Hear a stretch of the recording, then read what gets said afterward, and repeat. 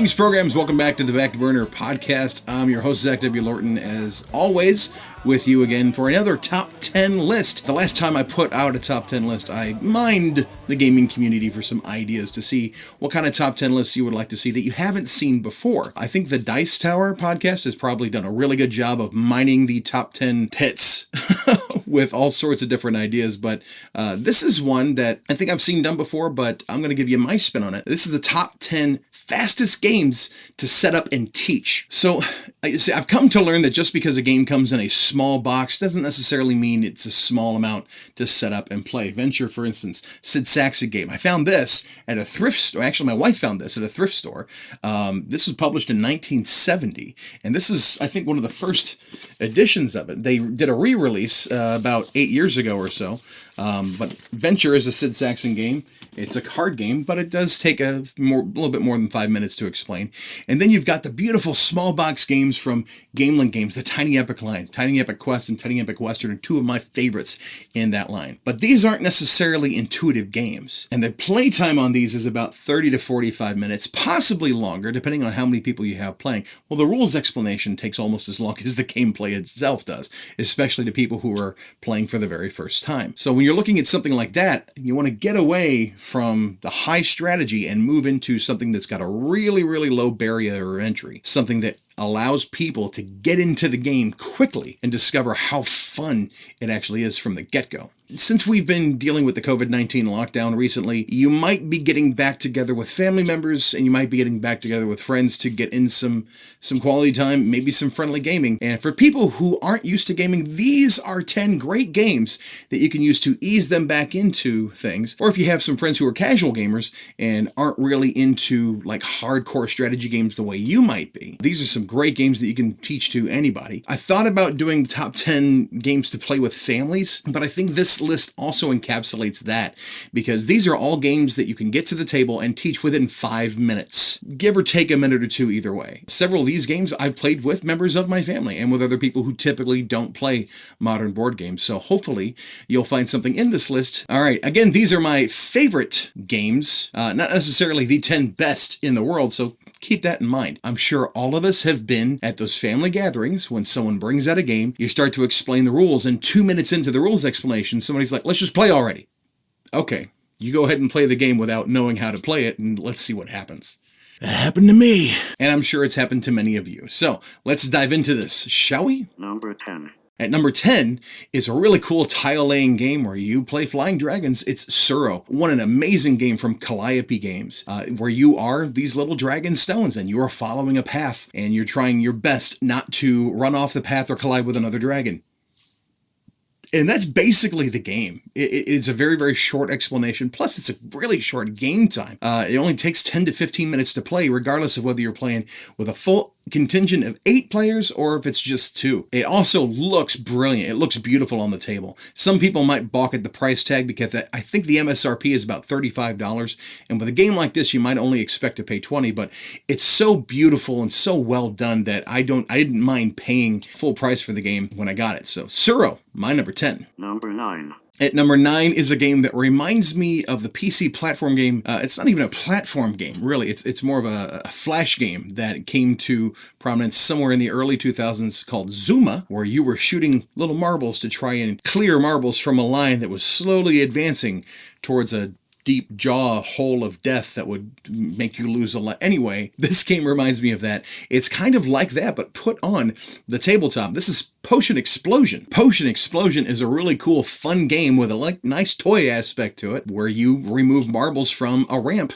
And any time that you cause 2 marbles of the same color to collide, it creates an explosion. You get to take those marbles off, and you can make chain reactions like that. It's a really cool concept of a game, and it's pretty intuitive. You take the colored marbles, and you put them on the potions where the colors are supposed to go. And every time that you complete a potion, you get an extra power that you can use with it.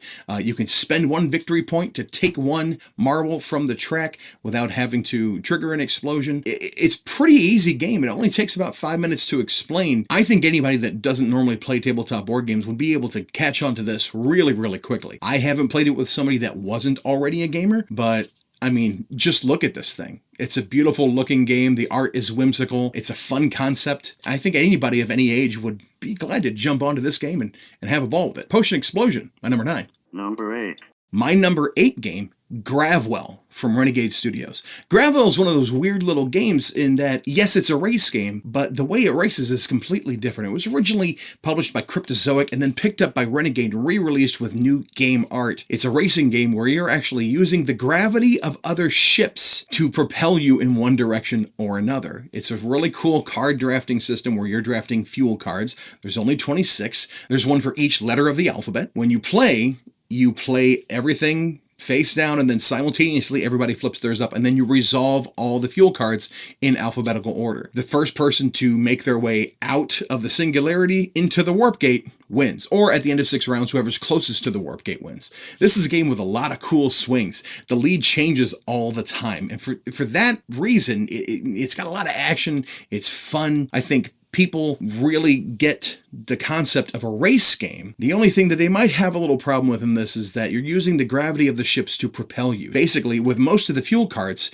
you're going towards the nearest ship, that number. You're not necessarily going forward or the direction that you want to go. So you have to really mitigate that and be careful. It's a fun game, and the first time I played it with one other person, and the lead went back and forth and back and forth and back and forth the entire time until we got to the last round, and my opponent beat me by one play, and he scooted himself on out the warp gate. It was a cool game. It's a really, really fun game. Gravwell from Renegade Game Studios. NumberSeven. At number 7 is a game that I think translated really, really well to the tabletop, from an old form of an old abstract game of dominoes to building a kingdom on the table. King Domino did a great service to the gaming hobby when it entered the realm. In this game, you're doing the best you can to match these little domino-shaped tiles, and you're basically matching land to land, whether it's desert or sea or forest, whatever it is. You're trying to match up where you're playing the tiles.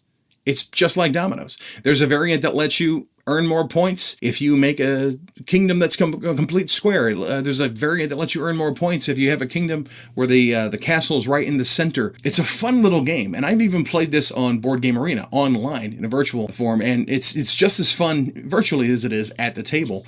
Plus, you can teach people who remember how to play dominoes how to play this game really, really easily. There's very, very little to translate, and because you have the same concept with the domino-shaped pieces, it tends to work really, really easy. The theme, it's kind of abstract, but, who cares? It's a fun game. It's a fun game to try and match tiles, and this one only plays in about a half hour or two, so it's a great game. King Domino, my number 7. NumberSix. At number 6 is a game that I'm sure everybody at some point has played, or they know somebody who has owned the game. A lot of people have said, if you like Monopoly, you'll like this. And that game is Ticket to Ride. It's just a good game, man. It's just a great game. Alan R. Moon did a fantastic job designing this game, and Days of Wonder has put out several iterations of it. Now, I've only played the base game. I've never played any of the expansions, or Roads and Boats in New York City. I haven't even played the stay-at-home version that's available for print and play, but that's only because I don't own the base game. Still, this is a game that does not take a whole lot to learn how to play. My wife, who normally doesn't like to play board games, has played this game with me, and first time out, did actually really well. Didn't win the game, but she scored way higher than I did my first time playing. It's a fun time at the table. Placing trains and building routes is a really, really easy concept to understand. I think that's why this game translates so well across multiple cultures. So, Ticket to Ride, my number 6. NumberFive. Okay, at number 5, here's a game that I've played with my family. Both sides of my family, my side and my wife's side of the family, and it's a pure bluffing game. That's a whole lot of fun. And it seems like it would be shorter than it actually plays. It almost always plays an hour, hour and a half whenever I play with a full contingent of 5 people. But I've never not had a good time playing Sheriff of Nottingham. Oh, what a fantastic game. In Sheriff of Nottingham, you are playing the sheriff twice throughout the game. In fact, everybody at the table plays the sheriff, and Shut Up and Sit Down has called this Customs the Game, and that's kind of what it is. You're taking goods into Nottingham, into the festival, and you're trying to get your goods past the sheriff without him inspecting your bag, because you may have put contraband in your bag. You can bribe the sheriff, you can offer to pay for somebody else's way. You can bribe the sheriff to look into somebody else's bag if you want to. The rules are really, really open-ended. The bottom line is, get the most money at the end of the game. That's the deal. If you can do that, then it doesn't really matter how you get there. And that is what I really, really like about this game. The theme is fun. The Legend of Robin Hood is something that everybody knows. It's just fantastic to be the sheriff, but it's also fantastic to put one over on the sheriff. There are some things that might come up during play that you might have to explain a little bit later on in the game that might extend the total rules explanation out past 5 minutes. But honestly, this is one where you can give people the base explanation and just start playing right after the first explanation, and then handle those little bitty details as you go along, because it's not going to affect the overall outcome of the game. It's a fantastic game. I highly recommend it for any families or really any group of people that really just want to have a good time screwing each other over. Sheriff of Nottingham, my number 5. NumberFour. At number 4 is an absolutely beautiful tile placement game, set collecting game that looks into another culture. We had British culture with Sheriff of Nottingham, and now with this one, we look into Asian culture. It's lanterns, the Harvest Festival.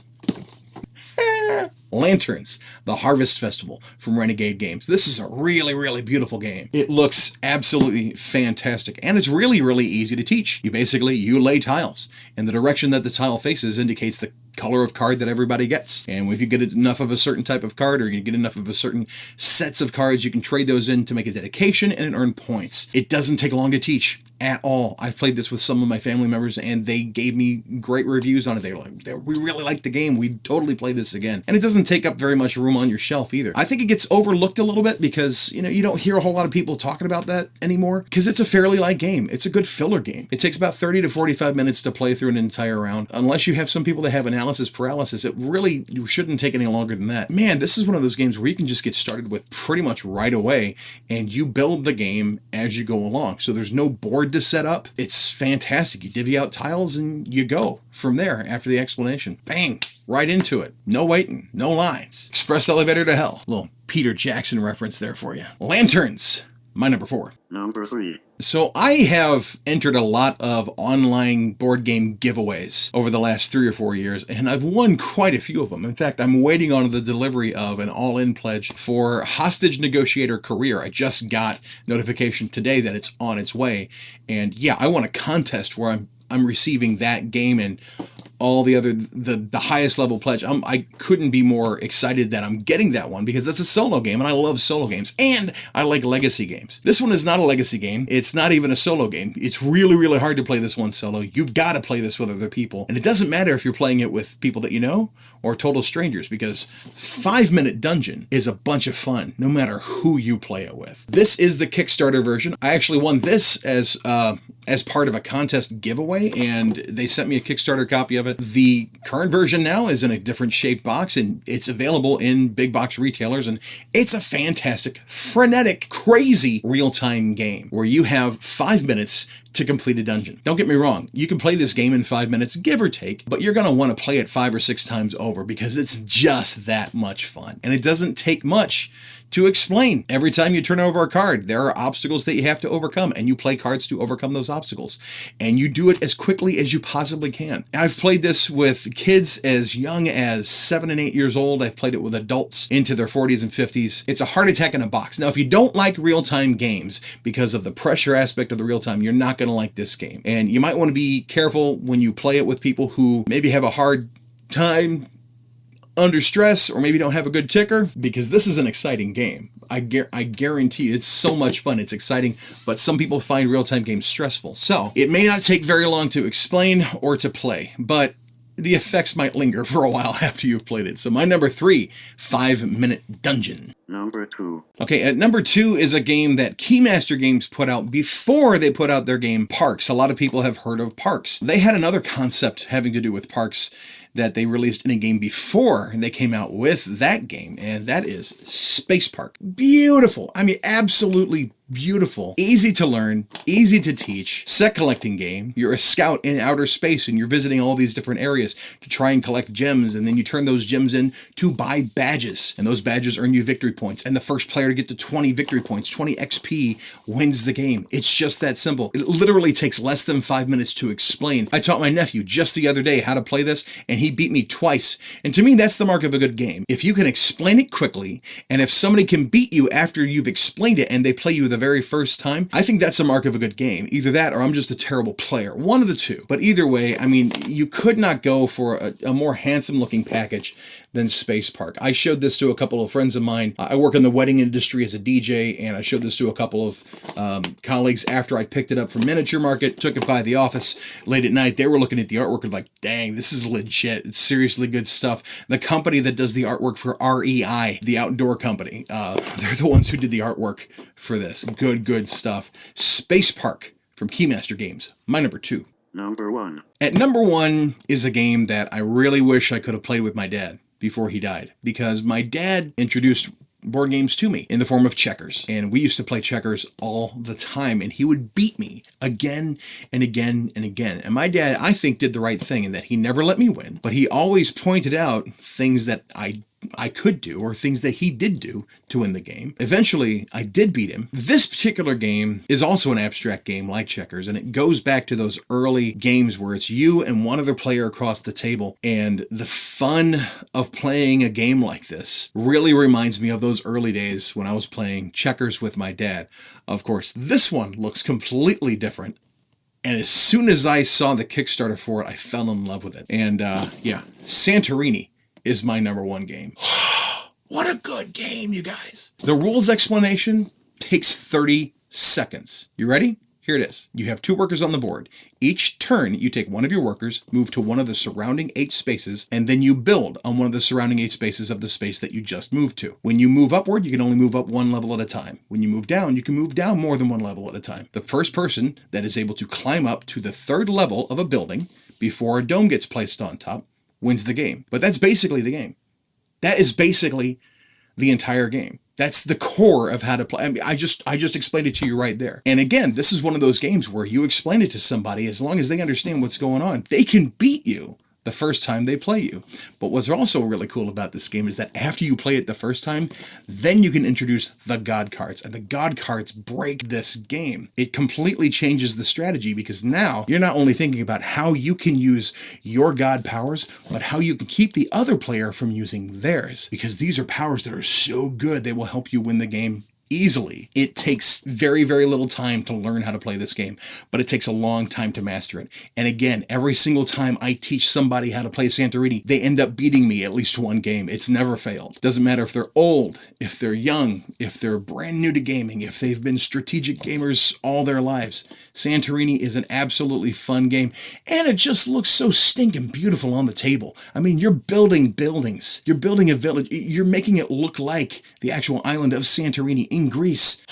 It just evokes this absolutely beautiful, whimsical feel to it. Anybody that passes by your table as you're playing this game will stop and look and at least want to ask what it is you're playing. And like I said, low barrier to entry. It is my favorite game that takes less than 5 minutes to set up and play. And it takes the number 1 spot on my list. So those are my top 10 favorite games that take very, very little time to set up and teach. What are yours? I would like to know what yours are. Feel free to leave them in the comments below. If you want to see more videos like this, make sure you subscribe and hit the notification bell so you can get notified of every time I put a new video up. I would love to hear from you as well if you have any topics for new top 10 ideas. I'd also like to take this moment and plug my company, Backburner Games. I create RPG content, role-playing game content. Sometimes it's a full-fledged game, sometimes it's a system that I've been working on, sometimes it's a scenario or a setting. And I have a special running right now through the end of July 2020. If you become a Patreon at the $10 backer level, you will get some bonus content along with what you get during the month of July. So as long as you back by July 30th, you will receive that bonus content if you back it at the $10 level. Go to patreon.com/backburnergames for more details. Thank you so much for watching. Hope to see you soon. This is Zach W. Lorton for Backburner Games, signing off. This podcast copyright Backburner Productions 2020. All rights reserved, Callahan. Oh yeah? What about the rights of that little girl? All games, titles, images, video, and music featured in this podcast are the property of the copyright owners and not the creator of this podcast. Get original tabletop RPG content every month by supporting Backburner Games on Patreon at patreon.com/backburnergames. Want lovers, you want it, lovers, you want it, lovers, you want it, lovers, you want it, lovers, you want it now.